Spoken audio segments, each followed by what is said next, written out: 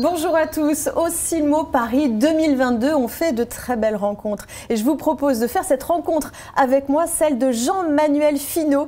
Bonjour Jean-Manuel Finot. Bonjour Marie-Letty. Vous êtes Merci pour votre opticien, merci beaucoup d'être venu ici. Alors vous êtes opticien lunetier et vous êtes également directeur général de Meyrovitz qui fête ses 100 ans cette année. Alors est-ce qu'on peut raconter un petit peu cette histoire? Meyrovitz, c'est qui, c'est quoi? Bien volontiers. Effectivement, Meyrovitz Paris a 100 ans. La boutique que je dirige depuis maintenant 20 ans a été ouverte en 1922. Et donc on a fêté et on fête toute l'année ces 100 ans. On a créé un modèle spécifique avec un fournisseur, Henri Julien, qui nous a réalisé une série limitée de lunettes. Et l'histoire, c'est la création en 1875 par Emil Meyrovitz, marchand ambulant dans les rues de New York, qui a donc démarré sa carrière d'opticien avant d'ouvrir des boutiques aux États-Unis, puis à Paris, puis à Londres. Et ensuite, à sa succession, ces différentes places ont été vendues, mais notre boutique parisienne appartient à des opticiens français depuis les années 50. Et celle-ci a 100 ans, parce que c'est vrai que si on vous écoute dans son histoire, donc 1875 avec Émile Bruno Meyrovitz, qui a commencé donc aux États-Unis, ça fait plus de 100 ans en fait finalement. Ah oui, la société Meyrovitz en tant que telle va bientôt avoir 150 ans, donc on a encore à se projeter dans le futur, mais aujourd'hui on est heureux de fêter les 100 ans de Meyrovitz Paris, dans son cadre d'origine, avec son acajou massif, acajou de Cuba. Et ça habille la boutique et c'est un petit paradis. Une seule boutique. Combien de collaborateurs avec vous? Donc j'ai 5 collaborateurs. On a donc 7 boutiques uniques à Paris que nos clients parisiens, nationaux et internationaux viennent toujours visiter avec plaisir. Et c'est vrai que cette année 2022, on respire mieux que les années que nous avons tous connues. Et là, c'est une joie de retrouver nos clients américains parce que c'est là qu'on est le plus connus. Oui. Et nos clients viennent il y a toujours spécialement, des boutiques aux États-Unis. Enfin, il y en a une aux États-Unis. Il reste toujours une boutique, effectivement, à New York, 44e rue, à 2 pas de la 5e avenue. Donc, l'histoire continue aussi là-bas. Mais c'est vrai que nous, on a la chance d'être vraiment dans l'écrin d'origine. Et pour les amateurs d'histoire, les amateurs de lunettes, ça leur fait un grand plaisir toujours de venir au 5 rue de Castiglione. Et puis il y a un musée aussi que vous avez créé dans votre boutique. Oui, parce qu'on a toute cette histoire avec nous. On est toujours à l'affût des nouveautés, mais c'est sympa de mettre un coup d'œil dans le rétroviseur et de pouvoir exprimer et présenter à nos clients de passage ce qu'a été l'histoire de l'optique sur ces 150 dernières années. Donc des petits verres de la Société des lunetiers, appelés plus facilement aujourd'hui Essilor, oui. En passant par les montures Meyrovitz ou même d'autres faiseurs qui ont été nos fournisseurs pour réaliser des lunettes au cours du XXe siècle. Et alors vous avez fait des lunettes de grandes stars. Il y a même une lettre, paraît-il, de Jean Monnet. Est-ce que vous pourriez nous en parler? Alors c'est une lettre de Claude Monet. Claude Monet, Jean Monnet, n'importe quoi. Jean Monnet, je ne saurais pas dire si on l'a eu comme client, même si c'est plus récent, mais effectivement on a la chance d'avoir eu copie d'un courrier de Claude Monet qui demandait à un de ses amis de déposer ses lunettes chez Meyrovitz. Et en fait, comme c'est un courrier de 1925, c'était la boutique du 5 rue de Castiglione où nous sommes, où les lunettes de Claude Monet ont été déposées à l'époque. Et on lui faisait donc des verres post-opération de sa cataracte. Et alors, si mes sources sont bonnes, vous avez également fait les montures pour Enzo Ferrari, Sacha Guitry, Theodore Roosevelt, Jacques Chirac, Henri Salvador, Jean-Luc Delarue, Karl Lagerfeld, Catherine Deneuve ou encore Céline Dion. Tous ces noms sont vrais, enfin, ce sont vos clients? Ils ont été nos clients à un instant donné.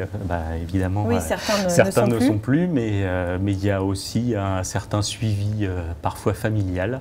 Et on trouve des lignées comme ceci de clients qui viennent de génération en génération. C'est vrai. Alors, Céline Dion, par exemple, ces lunettes solaires qu'on voit assez souvent. Il y en a quelques-unes qui viennent de chez nous. Est-ce qu'elle a des lunettes de vue? Ça, c'est secret plutôt médical. Un secret médical, mais on peut imaginer qu'effectivement, le temps aidant, tout le monde ait besoin de lunettes à un moment donné. Alors aujourd'hui, on est au Silmo Paris 2022. Pour vous, le Silmo, ça représente quoi? Le Silmo, c'est une fête. Ça fait 35 ans que je viens au Silmo, le temps passe vite, mais depuis mon début de carrière au lycée Fresnel jusqu'à aujourd'hui.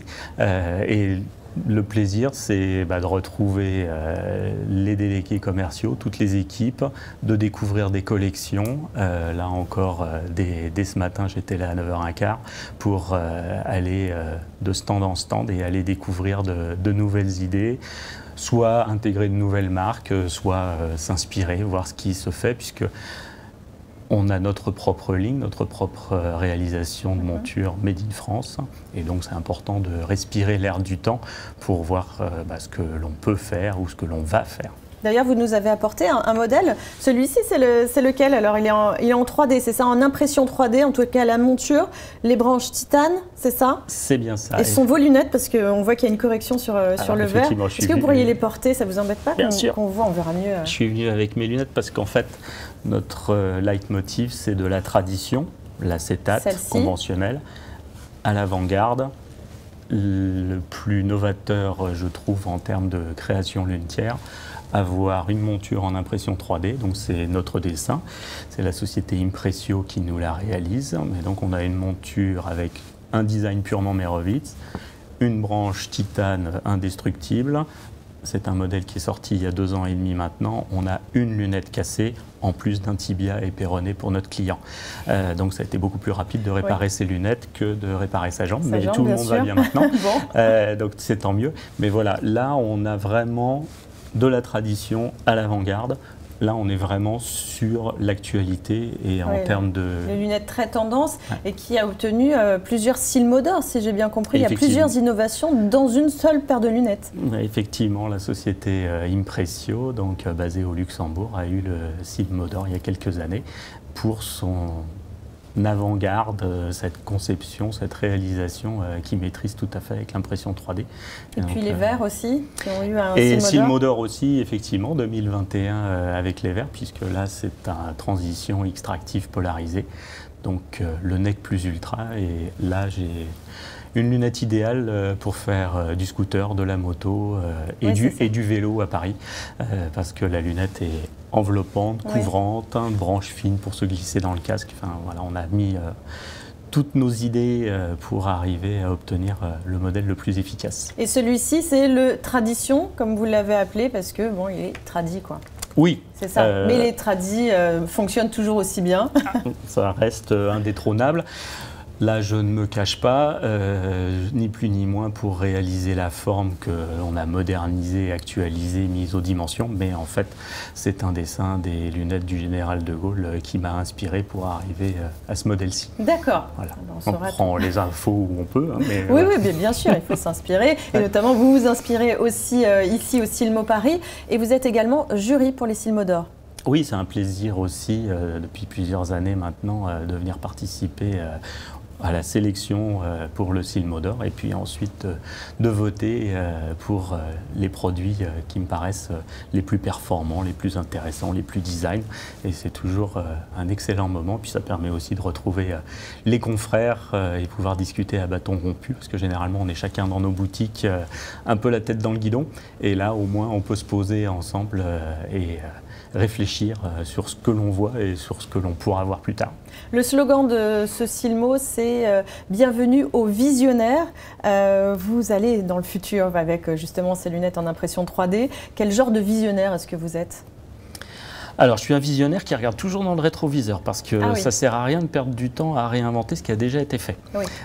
Donc, redessiner les lunettes du général de Gaulle, voilà, plutôt que d'essayer d'extrapoler.